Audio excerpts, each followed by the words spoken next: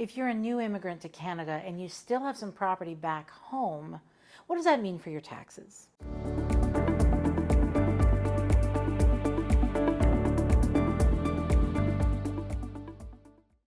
Hi, I'm Sunny Weiderman from Personal Tax Advisors, here with a tax tip for new Canadians. You may have heard something called the foreign property reporting requirement. When you fill out your first income tax return in Canada, you'll notice a question that asks you if you have foreign property worth over $100,000 anywhere in the world.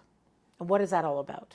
If you are a tax resident of Canada and you have foreign property, you need to report it. And if you're a tax resident of Canada, you need to report on your Canadian income tax return and be taxed on income you earn from any source anywhere in the world. So for example, if you have a property in a foreign country that is earning you income, that income has to be reported on your Canadian tax return and it will be taxed. If the foreign government where you have this property is also taxing you, there is something you can do about it. It's called a foreign tax credit, but that's not the subject of this video. The question is, do you have to report it as foreign property? Because this is a separate thing. So in addition to reporting all your world income, if you have assets, this is what they mean by property. They don't mean just real estate. They also mean if you have cash, if you have stocks, bonds, any asset could potentially earn you income, should you choose to have it earn you income, outside of Canada worth over $100,000.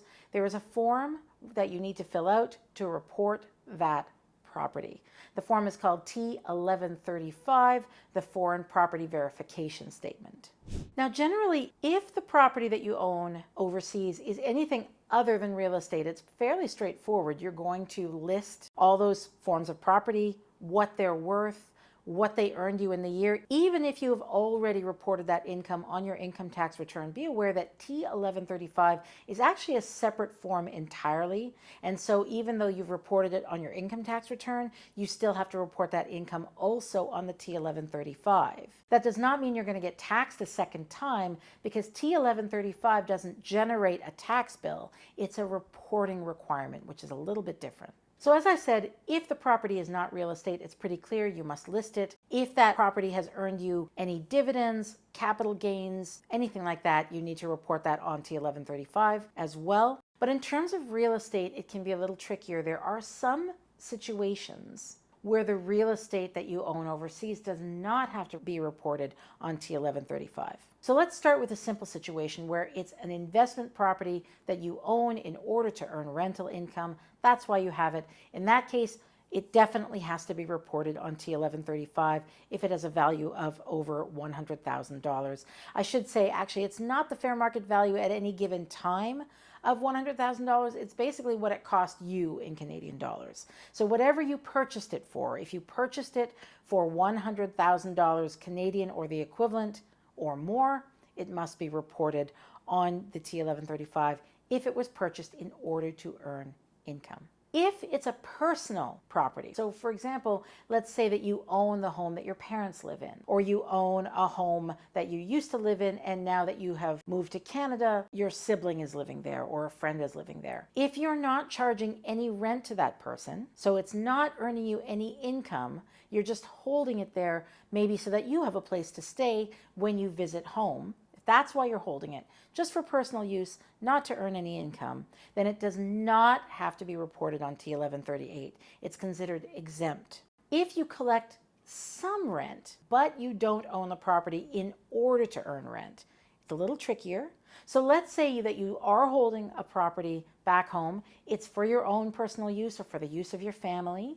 It's not really intended to earn income, but sometimes you rent it out just to defray costs. If that's the case and you're only renting it out not to make a profit, but just to offset the cost of holding this property that is fundamentally for your own personal use, this is also considered to be exempt from T1135. And when you answer that question about foreign property, you can say no. So to recap, if the foreign real estate is specifically being held in order to earn rental profit. It is subject to this question about foreign income. It is part of that $100,000, and if its value, if you purchased it for more than $100,000, you do have to report it on T1135 and report any income profit that you made on that property. However, if the principal reason that you hold that property is for your own or your family's personal use, and if when you do rent it out, you're just renting it out for a little bit of defraying of costs, but not in order to make a profit on it, you can also consider it to be exempt. You can say no to the foreign property question if that's your only foreign property. You do not have to report it on T1135. So I hope that's made things a little bit more clear about that foreign property question that you're going to encounter on your first Canadian tax return, and on whether you need to report the property that you do hold overseas. If you have more questions about that, of course, you can always contact us here at Personal Tax Advisors. We can help you out with that determination, or you can contact the Canada Revenue Agency for that matter. I hope you found this video helpful, and if so, that you will like and subscribe. It really helps me out. Also, if you hit the notification bell and subscribe, it'll also help you out, I hope, because I'm always releasing new videos to help explain how the Canadian tax system works to both newcomer and established Canadians that I hope that you'll find interesting and useful. I'm Sunny Widerman from Personal Tax Advisors, and I'll see you in the next one.